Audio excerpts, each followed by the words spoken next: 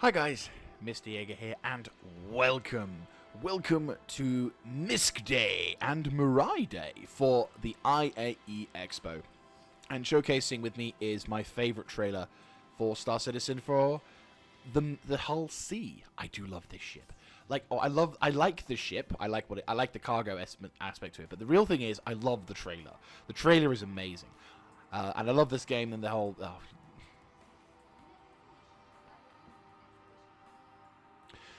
Hi guys, Mr. Jaeger here, and welcome back to Star Citizen for the IAE. Today is MISC and Mirai Day. And this is currently the trailer playing in the background. I love this trailer. It's such a good trailer. It's just the music, the pleasantry, everything. It just looks amazing, and I look very much forward to seeing, more of trailers like this, because if this is the kind of trailers we can expect in the future, holy shit. So, today is MISC and Mirai Day. Mirai is a new ship manufacturer, sort of a subsidiary of MISC, and Mirai has been entering into the fray with some rather interesting vessels. The first one being, of course, the Fury, being a fucking demon that it is, and then we've got the other variant, which is the Fury MX and LX as well, respectively. These things are new. They came out this year, and I think they made their debut around Invictus launch week. So very, very new. They're not even a year old, and they are already coming out punching quite hard as well, which is terrifying. So, as per usual, we'll be going through the usual array of stuff. You know what? We're going to have a crack at the middle room today. So, without further ado, let us begin MISC and Mirai Day.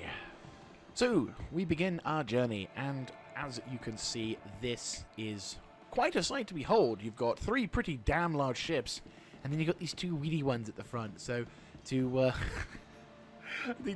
be fair, when you look at the size of these things, you look at that, it's just like, oh my god, that's terrifying. Especially when you get close up to it. Jeez. But, well, first of all, we'll start with this. Start again. First of all, we'll start again, because that was a bit of a ramble. And a 3, a 2, a 1, 2, 3. As we make our way towards the first vessel, I wanted to talk about the Hull A, because this particular ship, obviously, since the Hull C has now finally entered into the verse, we are now able to see what the finger quote most common ship in the galaxy in terms of lore is meant to be like. And to be fair, it does look pretty impressive, though bugger me it's large. I didn't expect it to be as large as it was, but Jesus.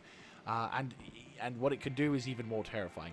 So this is the Hull A. And now the reason why I wanted to specifically talk about this ship here is that the Hull A is obviously the first and the smallest in the series of the Hull, and also is one of the first. You can get into the first one and the Hull B on planet side when it comes to cargo hauling, but then when you start going up to the Hull C, you're pretty much stuck in space for good. So, what makes this particular ship so unique is that despite its relatively small size, it can carry a pretty large amount of cargo, 48 SCUs. How it achieves this is it basically extends itself, which if we go to the back here, you can probably see where it goes. So the ship begins to extend itself, releasing these what I call scaffolding style grid pads, which then allow cargo to be grammatically sealed. Yes, its grammar is tested. No, it's gravatically sealed. I don't even know if that's a word, but I'm making it one. Gravatically sealed onto these cargo pads, which then, of course, is carried from A to B. Now, of course, this means that these relatively small-sized ships can take a shitload of cargo, which is pretty cool. And, I won't lie, this being the more modern MISC design, I do like its looks. Now, the MISC is, the MISC shipmaker, or Musashi Industrial Starflight and Concern, for those who are wanting the full acronym, are quite old players in Star Citizen. In fact, the Freelancer, which we will be seeing later on, is one of the early 2012-2013 designs being implemented into Star Citizen. Like, it was one of the original cadre of ships, which is pretty cool. And one of the things I like about MISC is that in terms of their sort of art deco and their design, they are another kind of ship manufacturer that aren't all about utility, but and so they do have their own little bit of relaxation and style, but they do also have a pretty awesome some auxiliary music. Oh, that's so cool. I like that. I like this a lot. So, yeah, MISC is basically, they're not all about being snazzy. They also have a tendency to be... Does it also go into the darkness? Or is this, you have to be in this room for that? Oh, you have to be in this room for that. That's fine. There we go. Oh, this is my kind of lighting. Very dim. Ah, oh, God, I loved it. I mean, as a fan of dark mode, or dark theme, I prefer this immensely. Jesus Christ, my eyes are, like, immediately going, thank you. Anyway, so what I like about the interiors of these things is, again, they're not all show, they're not all flashy, but they're not just Drake, you know, which is literally bucket, bolts, and prayers. This thing has a reason for being there. It's a functional thing, but it also has its own sort of... I'm a MISC fridge. I'm not a Drake fridge, which is impressive to consider that, but given the sentence. But, you know, nor am I a Raft, you know, an Argo fridge. I am a MISC fridge, and I am doing what I need to do. But I also look a little cool doing it as well. And these ships do have a nice utilitarian/lived-in feel, which is great. Anyway, so this is, of course, the internal living conditions. You do have the means to defend yourself alongside a suit locker and everything else, but naturally, of course, there is a limit to what you can do versus what you can't do. So obviously, you know, not there's... Hang on, let's see where it's about it. So can I... Okay, so that's just locked there. So it's in here that the lighting is... Oh, does it give me a warning light? Yeah, there's the warning light. Or is this the dim light? No, that's the warning light. So I want to go with this one, don't I? Yes. Glorious. Love it. So yes, you have component access along the side here, which are obviously reflecting the more modern style of ship design. And then we enter into this, which makes me wonder, can I also have the simple lighting system? Oh, are we getting the lighting? Can I get the light? Yes! Oh, that's so cool. Oh, okay, so it doesn't really... It's still quite bright. Fair enough. Oh, dude, I love the textures for the glass. That's really cool. Oh! Okay. I'm a little bit about info about me. I'm a sucker for the small details, and I love how realistic that looks. That is very well done. Very, very well done. Right, okay. So, this is going to be something that you're going to be seeing me complain about quite a bit. But if you'll understand, if you'll understand where I come from, I am a pilot. I'm not, I may not be much of a combat pilot, but I do like to see things, as well as, and admire the view when it comes to flying in Star Citizen. I can't really do that when the cockpit requires a pair of fucking binoculars to be able to go look outside. And MISC ships, in general, have this really fucking irritating habit of making the dashboards miles long. Like, in comparison to very many other ships we've got available, the MISC the MISC dashboard, you can see I could put my entire arm out onto, and I'd still have room to maneuver my fingers around before clipping the window. It's enough to make you batchy. That man's been flying MISCs for way too long. I can tell he's just walking in circles. He's just like, the dashboard's forever long. The dashboard's forever long. There's no end to the dashboard. There's no end to the dashboard.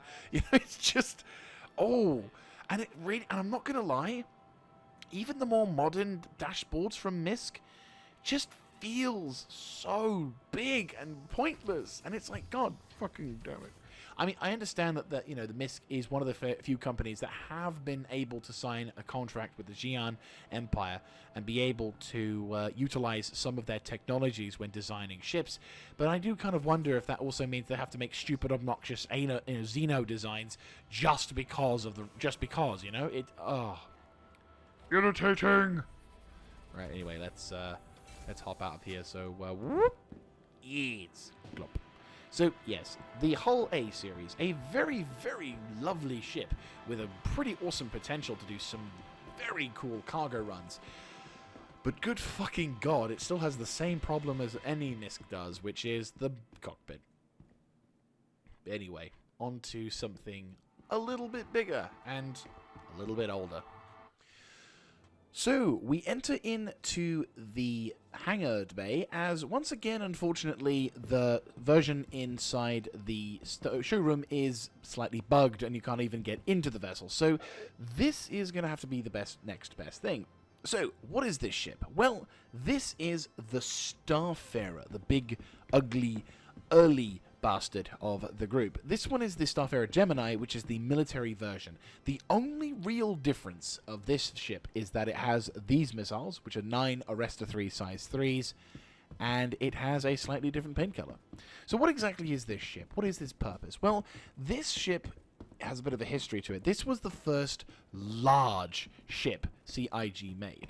This ship being a refueling ship. Yeah, so this thing actually received its the workaround / polish in the last couple of years. I think want to say over a year ago now. They finally went round and updated the ship so that it could actually refuel other vessels, which is pretty cool. But as said, this particular ship was the first large ship. It was actually the largest ship in Star Citizen for a time before the Reclaimer came along. And this thing has a pretty cool interior as well, which is nice. Though to be honest with you, yeah, to be honest with you, you can already see, if you're an architectural designer, there are some problems here. For example, there's not any sort of clear ways to get up. There might be a light here, but obviously we're inside the ship. So it has a couple of obvious locations, but if you're unfamiliar with Star Citizen and you're playing this for the first time, and then you get these doors, you're like, well, which way do I go? Do I go left or do I go right? And then you enter into this one, and you come around. And I only know this is because I can remember, I only know this because I can remember being on this thing and getting lost for freaking ages. But yeah, so you then enter into this little sub bay here, which is all big, and then you finally get access to the bridge, which obviously, finally, we enter into the pilot seat. We can turn the power on. So if we zoom up to the front. Right, there we go. Zub, zub, zub.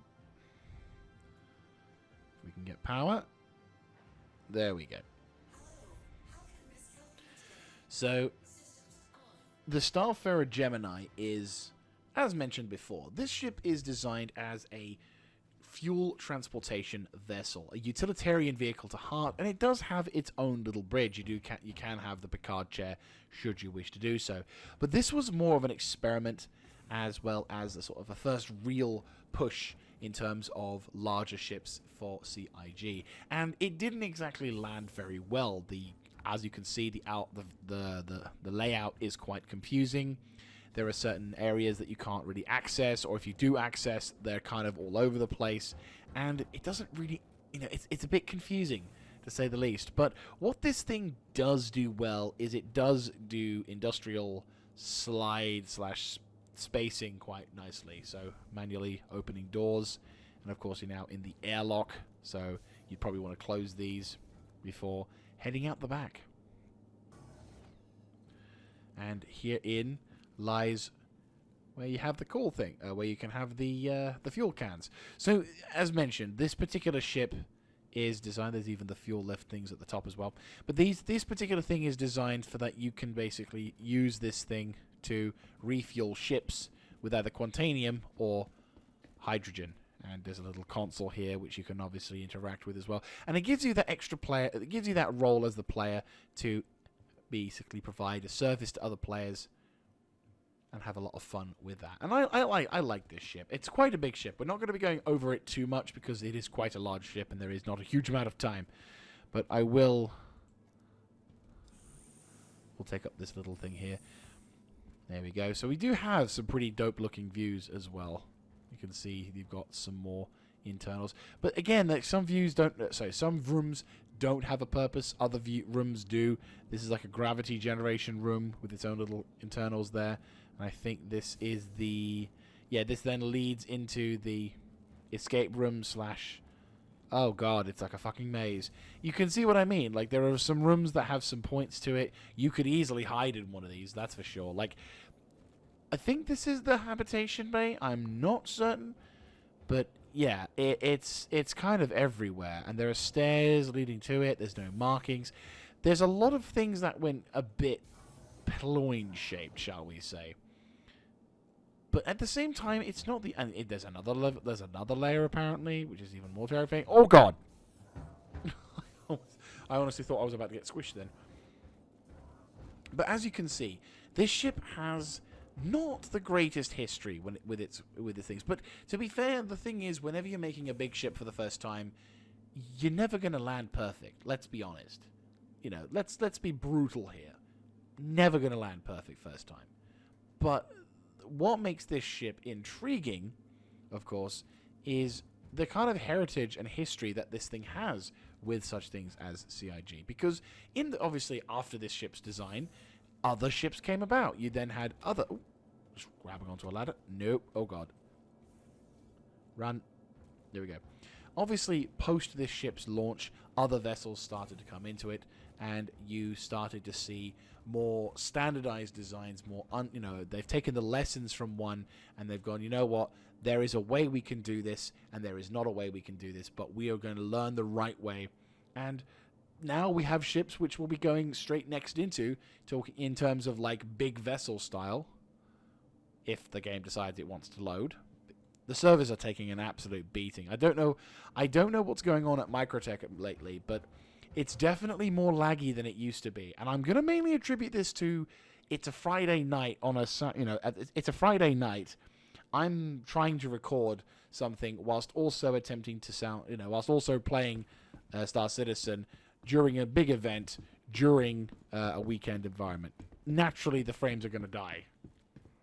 Just hoping that they don't die completely, because that would suck.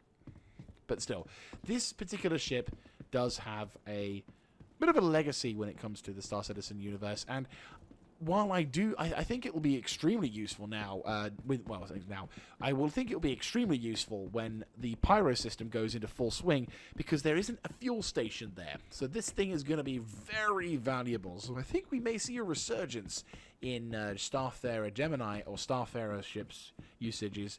The only problem is you're going to have an escort for it. But again, this is that's native gameplay. This is something that Star Citizen really could do with, because I reckon if we can start seeing more and more ships requiring fuel, and these things being the prime selectors, then we can expect some good things to be happening as a result of that. So we enter into the hangar once again, and this time we are showcasing the rather terrifyingly large Hull C. Now this, I feel, is going to be the ship that will sort of kind of begin to steal the limelight of the MISC ship lineup. Previously, as possibly mentioned, the Freelancer series has definitely been originally the sort of the main poster child, but I feel like as time goes by, this ship may start to be what everyone thinks of when they think of MISC. And in terms of lore, this ship is, well, it is listed as the common ship in the galaxy. Like, you will be working and seeing these things almost everywhere you go. And with good reason. These things are pretty much the workhorse of the UEE.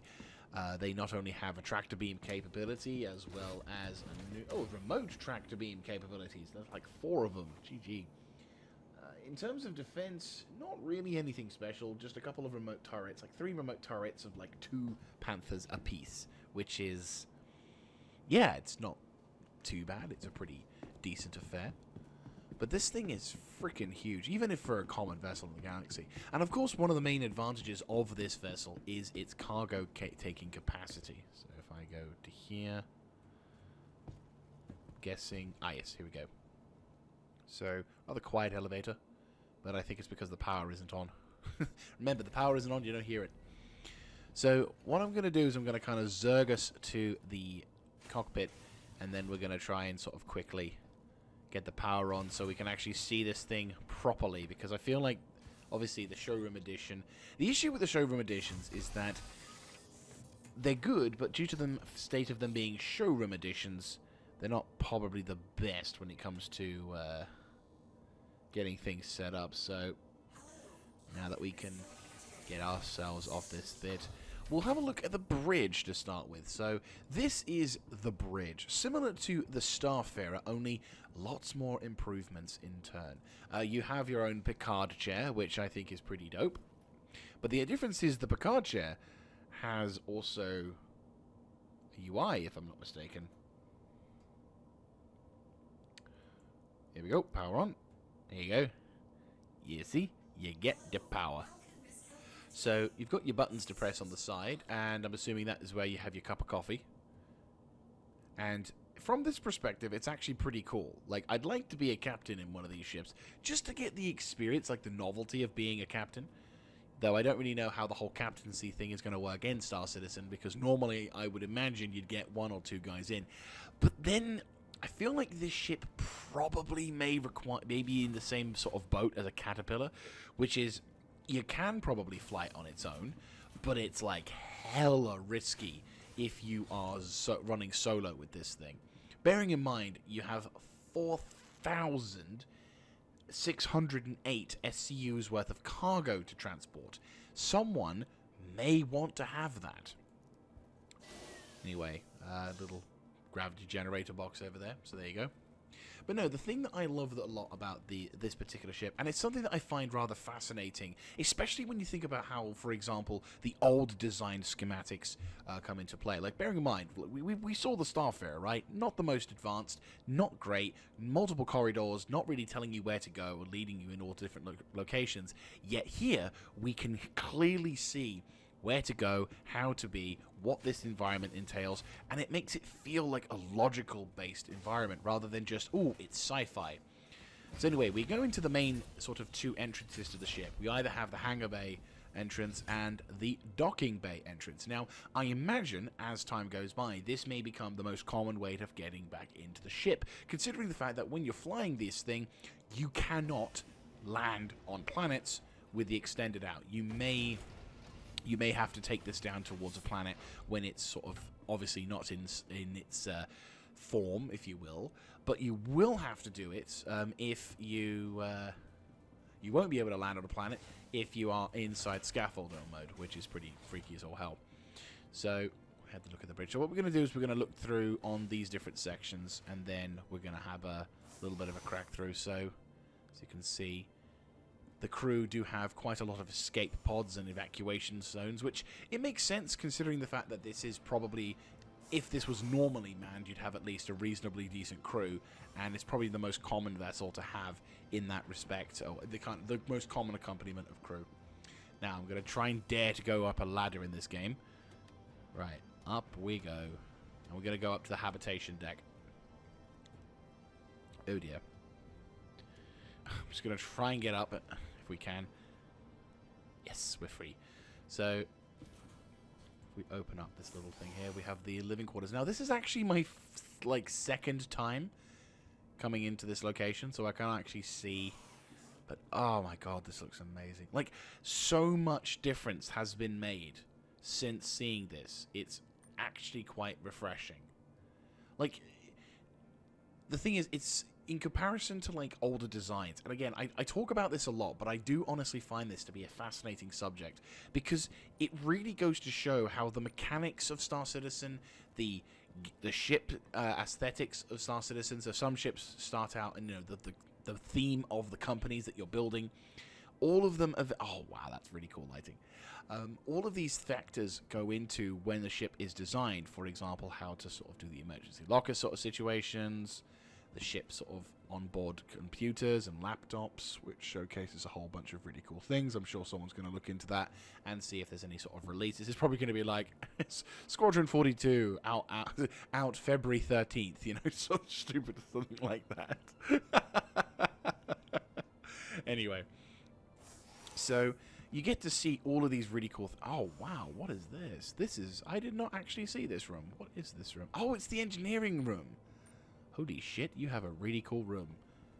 Nice. I wouldn't mind being an engineer in this game. To be fair, how's how things going? I might end up wanting to become an engineer for this one. But, for the living accommodations, it's actually not too bad. You have a nice little refresher thing, but it's not like something that, obviously, it's not something that, as I said, it's not a hugely utilitarian, like Drake Interplanetary, but it isn't like, well, it's not an Origin jump work ship. So this is the part where we go into like the maintenance room, and this is the airlock that opens up into the scaffolding itself. Now, as the ship obviously extends itself and you sort of walk through, this is the floor extender panels. So as the ship will extend outwards, these particular panels would then open up as well, giving you a vastly longer distance to travel between you and the opposing side, which is really cool. I like this as a feature. It feels nice and funky and fresh, which is dope as all hell. Anyway, moving on to the next phase, we get to see these incredible looking engines. Like, oh my god, it's ridiculous. And then, of course, the engineering station and a lift, which has also a ladder in place. So I'm just going to quickly open you up. And we have access to... So we're on the engineering deck at the moment. So then if we raise up, this is the... Whoa, okay. That was terrifying.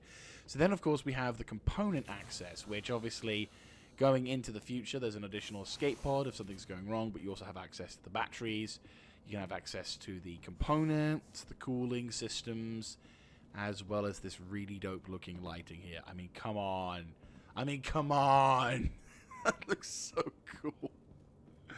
Oh, dude, I love these ships. I love the more modern ships in this thing, because it really sort of... I love the sort of merging of different technologies, everything else. It just looks amazing. I'm going to hop into ladder for this one.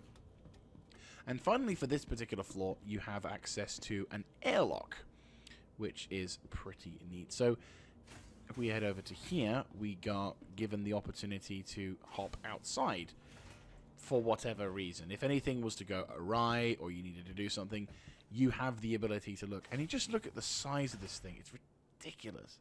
The engine's huge. And I'm fairly certain if I attempted to jump off this, I'd probably take some sufficient damage, which is kind of freaky now. When I did this the first time, everything... Oh, nice! It doesn't actually show an interior hull that's empty, which is stupid. But still.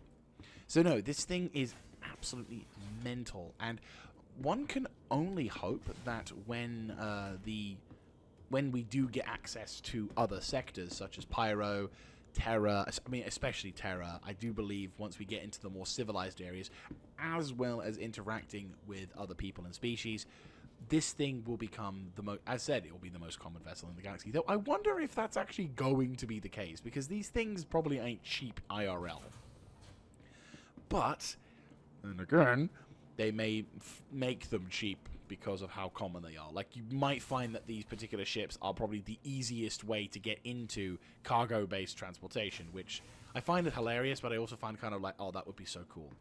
This thing is incredibly awesome, and just goes to show how really well thought out some of the... Or it just goes to show, like, the ship that we've been hearing for years about finally looks like this, and it just... I can't really describe it in words except fucking amazing. I like it. I do like this ship. I don't think I'd ever be a cargo hauler myself, so I don't think I'd ever own one of these things. But I look forward to seeing and hearing stories about people flying these things around the verse and selling shitloads of cargo. I mean, look at those engines. Oh, my God. Oh, just... Again, I love this. This is what makes me love this game. It's shit like this. I sound such like a shill and a fanatical fan, but it's like, it's moments like this that make me go, yeah, this reality is coming a bit closer, and God bless this game as a result of that. But, it's a nice looking ship. Again, my only sort of complaints about this vessel, of course, is the fact that the front of the ship still has that horrible MISC cockpit system, so you're going to have to get a pair of binoculars to come out of that. And in terms of flying around, you're definitely going to need an escort. I honestly, like in the trailer you had the two escorts from the Reliance, you are going to need an escort wherever you go, unless you're willing just to accept the fact that you're going to have to lose a lot of money. Anyway, back to the show. So, we return from the big boys, and of course, this entire room would not be complete without looking at, in my opinion, the best ship in the MISC fleet so far. This thing is, of course, the Prospector. This is the first mining ship that you can get access to in your journey as a miner. Some miners look at this ship as a means to get themselves to the mole, and other players see this as the ultimate in mining freedom. I am a bit of a hybrid because I do want a mole, don't get me wrong. I love Argo, don't get me wrong on that at all. But when it comes to mining, I won't deny that this ship is fantastic to utilize, really easy to learn, and is a lot of fun when it comes to flying around in the verse.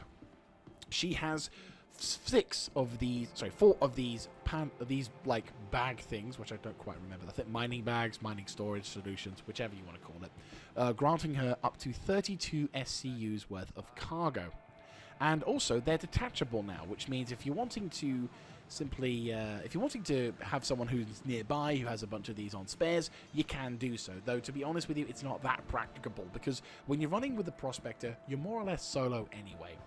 Now, what is the reason why I love this ship? Well, apart from the fact that I really enjoy mining, and the fact that this ship is relatively easy to work with, unlike the Mole, where you have to find the rock, land in the area, get the thing set up, use the mining laser, which, by the way, not guaranteed if it works or not. And then, of course, you move on to the other target if you don't, and if you do, then you're spending a lot of time just sitting there mining. Whereas with this vessel, sure, it's a size 1 mining laser. You're not going to be able to get through too much, and there are a fair amount of rocks you'll have to ignore, but if you have the Prospector, you do have the ability to mine quite a fair amount of stuff, and I have had some pretty successful mining runs on a variety of different planets, which I will say is a lot of fun for that one. In terms of internal storage as well, in terms of internals, it looks pretty cool. It's a sort of old design. We're looking at the 2015s, 2016s. I think it's around 20...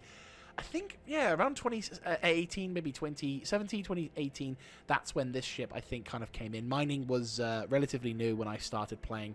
Possibly even it was coming. I think it came out when I came back in. So maybe 2018 is when this ship came into it. I don't remember it being around for long. I don't remember this ship being relatively old by the time I got into the game, into it proper at least.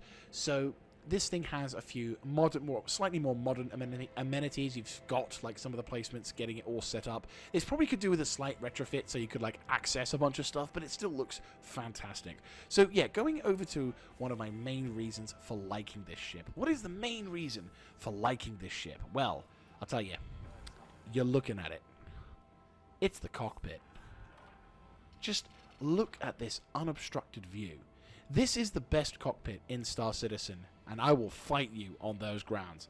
It is pure bliss. Sure, the only way you can look up is if you arc your head in a weird angle to see those things, but you're not looking up when you're flying. You're looking ahead and you're looking down, and it looks fantastic. I love it. You may not pass the MFD test either. You've got 2 big windows that you can't really use, so you're going to have to you're going to have to customize it a bit, but you don't want to do, but it doesn't obstruct anything of the frontal and lower view. It's just so beautiful, and I love it. I absolutely love it. And I love this ship. It is easily it's easily in my top 10 favorite ships in Star Citizen, and it is going to be, it's one of those ships that I will say now will always be in my hangar. No matter what situation occurs, I will endeavor to ensure that this ship is in my hangar, because I love it too much. It is that good. Right, there we go, open the ladder. It is a fantastic ship, which, if you're ever interested in mining, if you wanted to give it a bash, and you think, you know what, I'm going to give this a whirl, you can get like 48 SCs.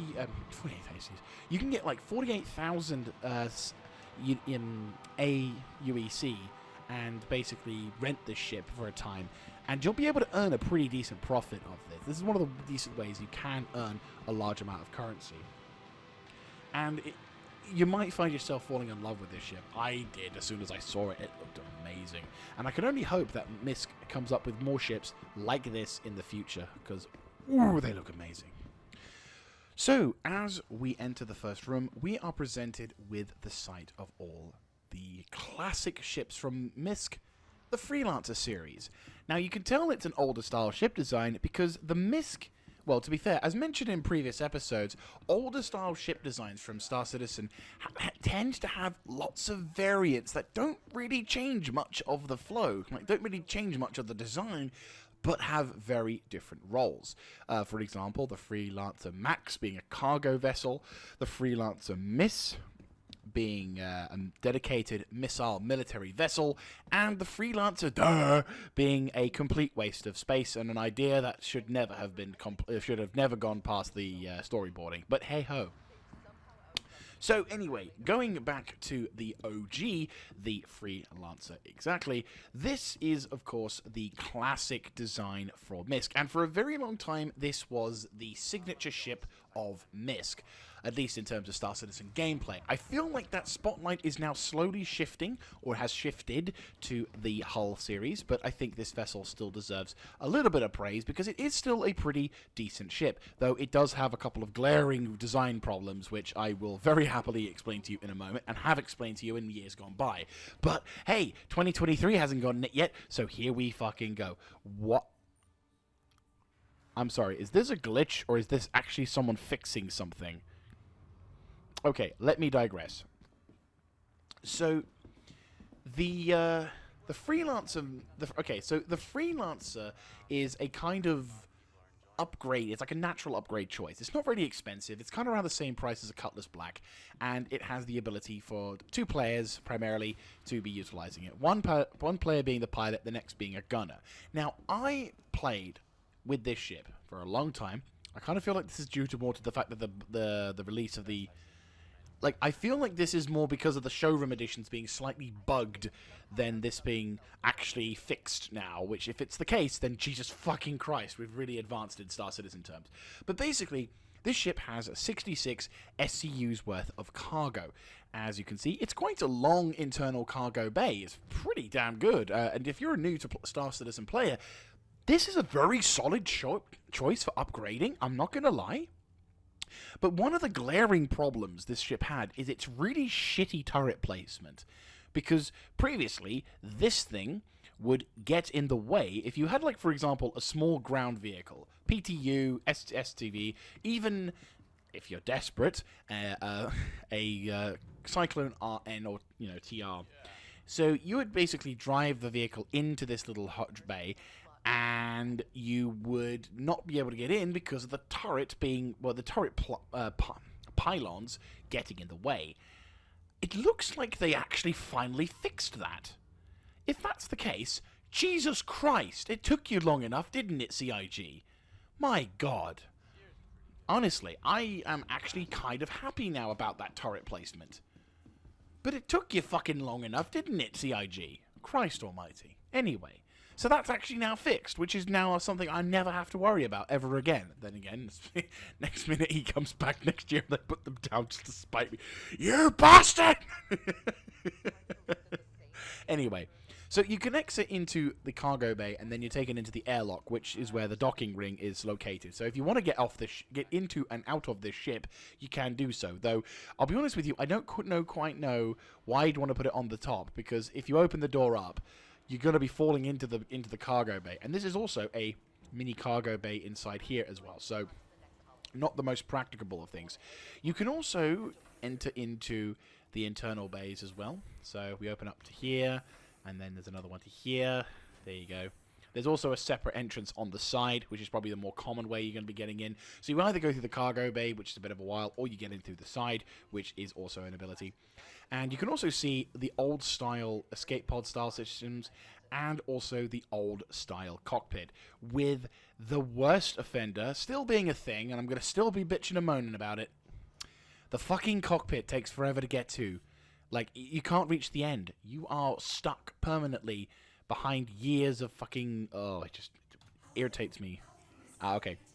So the other thing that's not such a great advantage is the fact that and it doesn't show on this one for some reason, which is a bit weird, but basically each of the MFD panels are displayed here, here, and here. So this is, well, these primarily over to these two over here, and it's not a traditional heads-up display. It's like a holographic display, trying to be fancy. This is the downside of having Xenotech.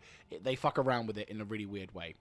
You also have an MFD here, and an MFD here. So it doesn't quite pass the MFD test, but it does do some pretty cool things as well. So that's something, and it's not the worst ship. I did own one for quite some time, and it was a pretty enjoyable experience when I did have it. I don't think it was something that I regret owning, and in terms of what I would be doing, if I was a relatively new player to Star Citizen, this is a pretty good ship for this. Like, I didn't really want to get a Cutlass Black, so I wanted to go with something a bit more punch. And this thing does have a pretty punchy weapon set. When I owned it, it had Tarantula ballistics, but that was before they changed the ballistics to make them have less ammo, but more power. So these have been replaced with M5As, which are size 3s. All of these are on. You've got dual mounted weapons as well, which is pretty dope. So these are pretty effective, and you do have a pretty decent size. You also have a couple of decent size 3. Are they both size 3s? No, so I had a feeling. Yeah, so we have some size 3 Arrestor 3s, and 4 size 3 Arrestor 3s, and 4 size 2 Ignite 2s as well. For the top turret, you do get a couple of size 2 Badger repeaters, so that's pretty cool. Yeah, I'd say that's pretty cool.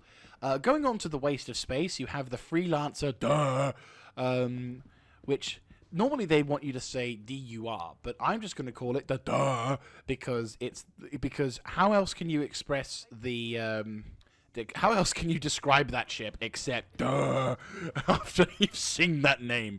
So this ship has the same accompaniment of missiles, size 2. Ooh, those are not Ignite 2s. No, they're the TDS 1s. I am going to quickly go onto the Urkel website, which I will explain the Urkel website in a second. MISC Freelancer. Duh. What missiles are they? They are Dominators. So size 2 Dominators, yes. And instead of M5As, you get attrition, I want to say 3s. It doesn't say. But I will go with attrition 3s, because those are fairly small, but they look like size 2s. So maybe attrition 2s, perhaps. But either way, I would say those are definitely size, I want to say size 2 to size 3 attrition repeaters, which, you know what, in terms of weapon accompaniment, pretty damn good. So the main difference between this ship is that it doesn't have as large a cargo bay, and that in the center of the ship is a fuel refinery station. This is the Freelancer. Is an exploration vessel which utilizes large fuel tanks to be able to justify flying for a very long period of time. So happy days for that one. This is probably the best edition of, in my opinion. Fucking hell, they actually did it.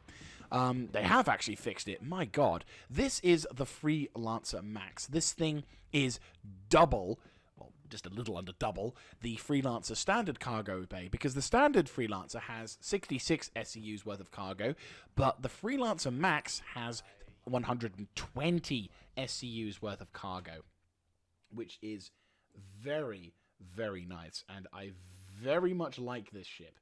It is very cool, because it means that for anyone wanting to get into cargo hauling, which, you know, is a nice enough thing. Oh, sorry, 122 SCUs worth of cargo. My apologies. So, yes, 122 SCUs worth of cargo, which is pretty damn good. And it has the same accompaniment of weapons, and it's slightly cheaper. Well, sorry, it has Omniski 9. Sorry, my apologies. Not quite the same accompaniment of weapons, but it has. To be fair, those aren't too bad. To be fair, like M5, in comparison to the M5As, they're kind of like tit for tat, but still pretty nice weapons. But still, you're not really doing combat in this thing. This is all about trying to haul some cargo, and at the same time trying not to die. So in terms of like internal space, I like the Freelancer Max. This is a ship I own, and this is my current sort of this is my go-to in terms of hauling lots of stuff, because it's nimble enough that I can fly it around and, you know, in the more restrictive areas, and it's also quite it's fairly obscure. Like, if you fly around with the Freelancer Max, sure, you've got cargo, but you're not a glaring target. You're not a big old, shoot me now, I'm gonna be a big ass whatever sort of thing. It's a pretty substantially small target in comparison. Oh, I want that ship. The Odyssey, that's what it was called. I want that ship. Will we get to that? We'll be getting to that later on. Anyway, this is the Freelancer MISC. Now, this thing is all about the Dakar. As you can see, it not only has the M5As, it also has a fuck ton of missiles at the top, which are loaded. We will go into this one, which has a fuck ton of missiles. It is kind of, honest to God, freaky as shit how many missiles this thing wants to spam.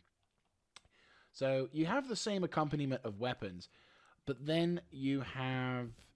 Right, so let's have a look, see. So if we go into the cargo bay, slightly less cargo, obviously. But when you enter this, holy shit, do you have a lot of missiles. Like, holy shit. Okay, so in terms of missiles, you have 2, 4, 6, 8 size 3 Arrester 3 missiles, and 20, that's right, 20 Thunderbolt 3 size 3 missiles. Like, what the fuck? Like, this thing's a missile boat, and it's ridiculous how many missiles you can spam at people. Now, of course, there is a little bit of a caveat towards this particular ship, which is depending on whether the patch in question means that missiles are good or not, will reflect on whether this vehicle is at all worth it. If you're in a patch where the missiles are bugged, or they're not working as well, or the desync is causing issues, then you might as well just retire this thing because it's not going to be utilized at all. But when you're in a patch where those missiles are good, and they can do a lot of damage, oh my giddy aunt, this thing is lethal. But I don't feel like the Freelancer series is what should be classified best as a combat vessel, because there are far better ships out there that can spam missiles and also slap into some stuff, rather than other things where it's all about, you know, trying to just spam shit missiles out there. As we enter into the second room, we are greeted by a series of ships which I don't feel like gets the limelight very often, and I honestly think deserve a bit of a credit, since they do look incredibly nice, and in a rare change of scenery, they actually have cockpits you can see out of without binos, which is incredible. This is, of course, the Reliant Core ship. Well, this one's the Reliant Core, the Reliant series of ships. This one being the Reliant Core. This is the starter vessel of Star Citizen. So, if you're new to Star Citizen and you're wanting a very unique take on things, you can actually do this. This is more of a cargo-bearing vessel, to say the least, utilizing... what is it? Yeah, like 6 SUs worth of cargo, and it's a very simple starter light freight. It is, of course, doesn't have a bed in it, sadly, but it does have a pretty decent loadout of weapons as well, if we have a look. So you have some Vari Puck size 2, so size 2 gimbaled M3A cannons, but obviously you can exchange those for size larger weapons. You then also have the Toshima turret system. Now, bearing in mind, MISC have got a technology once again with the Xi'an Empire, and as a result, some of their ship designs do have that sort of unique flair. So one of the things that makes this ship pretty cool is that when you fly around with this thing, it acts like a B-wing, where once you take off and you close down the landing gear, you can actually alternate the kind, whether the ship flies like this with the wings on the side, or the wings changing to a vertical transition, which looks pretty cool. These particular ball turrets allow for size 2 CTF-227 Badger repeaters, which looks pretty cool. And in terms of missiles, because you did see some missiles, you've only got 4 Ignite size 2s. So in terms of firepower, this thing isn't exactly packed for heat, but, you know, still pretty impressive. But if we go to here, if we go to the Reliant Tanner, which is the dedicated combat vessels, the missile, the simple gimbaled stuff looking around, which are those turrets are moving. Huh, GG. When you're looking around at these things, the ball turrets that have these sort of looking into the space or whatever, which actually, that looks pretty cool, I'm not gonna lie. Oh, those are the... oh, that's actually pretty cool how you can like look around at that stuff. That's cool. Anyway, so, these particular ships have the M3A? No, sorry, that's the ones over there. These ones have the size 3 M5A heavy guns, and then, of course, the M3A Vari Pucks. So, a bit of a slower rate of fire. I mean, larger in terms of caliber, but that's all about it, really. And then, of course, you've got some missiles, which I'm guessing they're slightly larger. Oh, yeah, you got way more missiles. You have 16 Strike Force, 8 Size 2, and then 4 Size 2 Ignites as well. So that's a pretty dedicated combat ship. So this one has, of course, a little bit of a living-in compartment. So pretty impressive. We'll be looking at those nightmare fuels in a moment. Those things fucking scare me. Like, holy shit, those things fucking scare me. We'll be seeing you in a second. Oh. So we go over to the far side, whereupon we are ready to, we have a look at the Reliant Mako, which is not really a combat ship, but instead a reconnaissance / television ship. So this is where all the news and all the people making TV shows tend to go to. You may recall in the previous IAE, there was a series that was talking about Jax McCreary, and a number of shots were actually filmed in this version of the Reliant series, which means this ship is still relevant after all these years in Star Citizen, which is pretty cool. Usual armament are rares. I think those are size... I want to say those are the size 3 arresters now. And we have a slightly... I think size 2 M3As, which are pretty good. But instead of big cannon on the top, you have camera! So that's going to be... I would love it if that actually was in an image there. Anyway... So this next one is the Reliant Sen, which is a scientific research center. So if you're going to be spending forever sitting in your own little cargo, or sitting in your own little ship, minding your own, doing scientific experiments, you can do so. Why you'd want to do it in this thing, I don't know. But hey-ho, same sort of shit as before. But still, this means that this particular ship, again, old design, it means that a lot of, many variants... but really, the version you want is either the Reliant Tanner, which has the larger guns on it, because it has a bed, or you want the Reliant the Reliant Core, which is more of a cargo-based style things. They do have a unique... Oh, there we go. They do have a unique way of flying, and I have flown a few of them sometimes, but I honestly wouldn't say I'm a B-Wing lover. Like, if I loved the B-Wing from Star Wars, oh, this ship would definitely be in my collection because it looks really, really nice.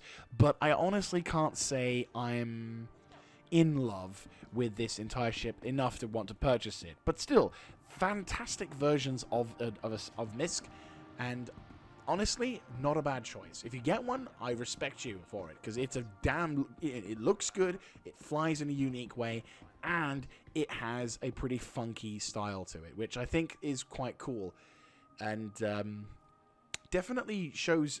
I'm trying to find the right words, but basically, it's a pretty cool ship, so definitely worth getting. Oh god, it's that time, isn't it? Oh god, it's that time indeed. This is the Mirai. This is the new kid on the block when it comes to ship. It's basically a subsidiary of MISC, and it's a mixture of famous vessels. So basically, Mirai was sort of separated out of the MISC group, and for some reason they've actually taken a number of old MISC racing ship designs, including the Razor LX and other jazz, which we'll be seeing later on in the episode. But this thing is one of their first original concepts, and Jesus Christ, this thing terrifies me. This is the Fury, a little drop pod of doom, as I think the more appropriate name would be utilized. It is literally guns, engine, glass. You honestly, oh god, this thing terrifies me. It's so small. Seriously, it is a tiny, tiny ship, and it is all about trying to ensure that whoever you're sent against doesn't have the ability to breathe. It's, oh god, it's terrifying. Yeah, no, like, this thing is terrifying.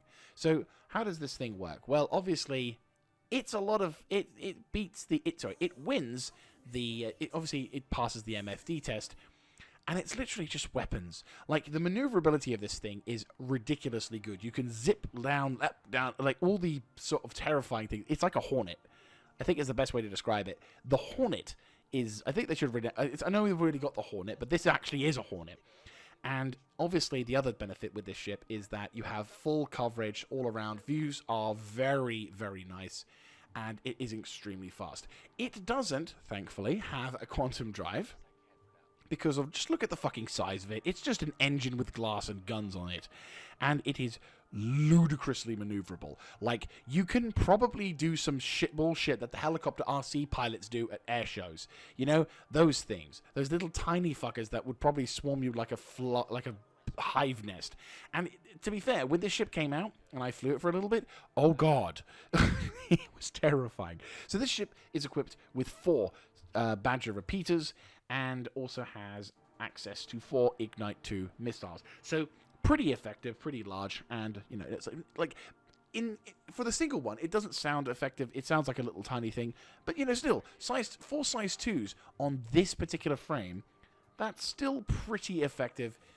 But, you know, obviously limited in scope. But the thing is, the point of this ship is that it's not meant to just be 1. It's meant to be 10. Because this particular ship, imagine for a moment, you're a pirate, right? Not hard for some, I realize. But you're a pirate, and you're about to score what you think to be is the winning streak. You've been having a bit of a tough time. And you're flying towards a caterpillar that you've disabled. You've interdicted him. You've shot out his engines. He is at your mercy. And you think, fuck yes, I'm about to score big. Then the cargo panels open and you go, oh, brilliant. He's realized he's screwed and he's going to give me all of this loot. Then 20 of these bastards come out. All with their guns ready to go. Sorry, I meant when I said 20, I'm talking 20 of these ones alone, because you can also get these things as well. Now, let me just describe to you what missile complement this thing has, because it doesn't have any defensive weaponry, it doesn't have any guns. It instead has missiles added to it. And, oh my god, you have 2, 4, 6, 8, 10, 12... 12 Ignite 2 missiles. And oh, let me count the marksmans. 2, 4, 6, 8 marksman 2s. Sorry, marksman 1s. You have 12 size 2s and 8 size 1 missiles. 20 of these and 20 of these come out of the side of the fucking caterpillar you thought you were about to raid, and now all you can think of is you are doomed, and this thing will eviscerate what's left of your corpse and decide to take a shit on it just despite the spatial features. The Vanduul will shit themselves when a fleet of these bastards come out of whatever ship they were hoping to destroy. If these were at Argo, if these were at the Battle of Argo, not Argo, Ares, or whatever the famous battle in 2015, Poink, whatever the fuck that word is, that we were at, we would not have lost. These things would have decimated.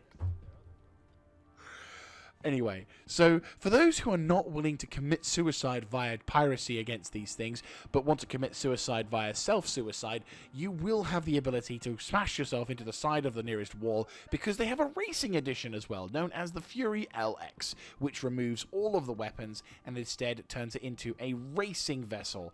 And you may have seen the trailer actually for this thing, being spoken to by real Star Citizen players who are dedicated racers in their craft, which is pretty cool.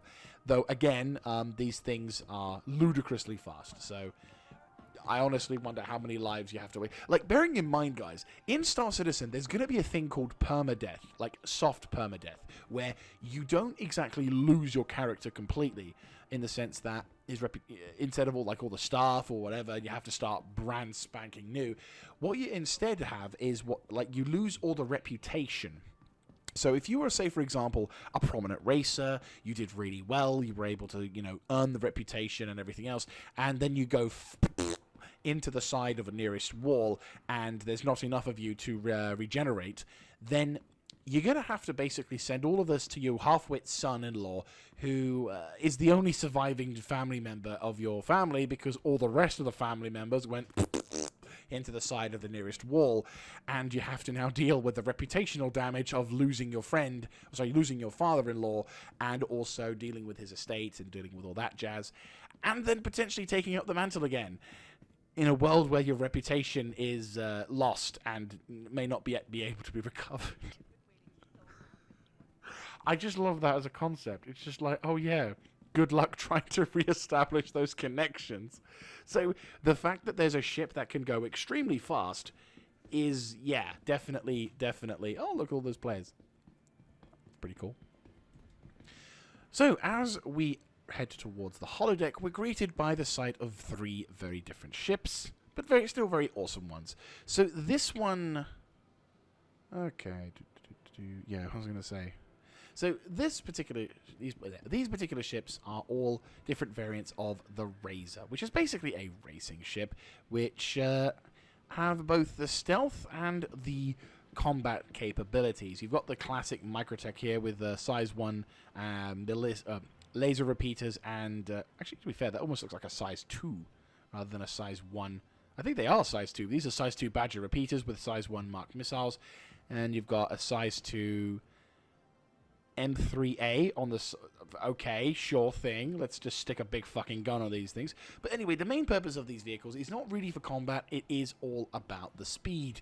And I do like this one, mainly in terms of the aesthetics. You know, the white with the blue background does look pretty cool. And when you hop into this thing and you get the cockpit comes up, it's pretty quick and nimble. And it has... It kind of reminds me of the Kruger P-52 or the Archimedes style ships. I can't say I'm a huge fan of ships that don't really have any wings like this. Like, sure, you've got the thing at the back, but it doesn't really have that flair to it. Whereas other ships do look pretty nice. And again, I'm not much of a racing person in Star Citizen terms. So, overall, I like them. They definitely are pretty cool. And you do surprisingly see them on occasion in the hands of pirates, which is... not often. Like, if you're doing a bounty mission, I've done a couple of bounty missions where that was the target, and Jesus Christ, did I hate that. But anyway, moving on from the MISC Razors, or Mirai Razors, I should say, we now proceed towards the holodeck, which... oh, I think I know what this one is. Yes, it is. It's the Endeavour. And, oh boy, if you've ever talked about a ship that's gone through multiple versions, then let's talk about the Endeavour. So, the Endeavour started life out as a vessel that was very much modular, and you can tell...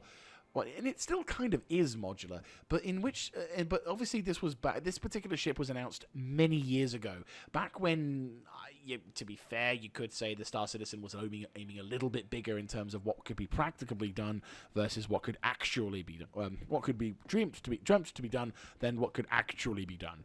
So they've gone through a number of reworks. They've increased the size of it. And it still does have that modular framing here, because as you can see, these 3 little panels are meant to be for when you basically hook on different specific, like, biome / pod things to it. So basically how the ship works is, and it's a pretty fucking big ship if you look at the size of it, it's basically designed as a kind of everyman ship. If you want it to be a space station, a refinery, a habitation center, a farm, all these wonderful things, this ship is meant to allow people to survive in the wilderness without too much of a risk. That looks like a fucking walkway there. Jesus Christ, you can tell this is big.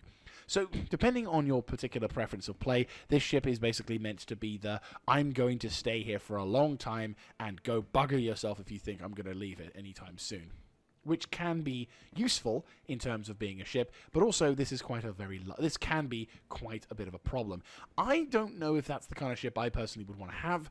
It would be fucking cool to walk around one of these ships, but I don't think we'll be seeing this ship anytime soon, considering the kind of scope that this ship is aiming to achieve. If it does achieve it, then that's a big win for CIG for certain, because that is the kind of ship that I would say is almost impossible to make, which...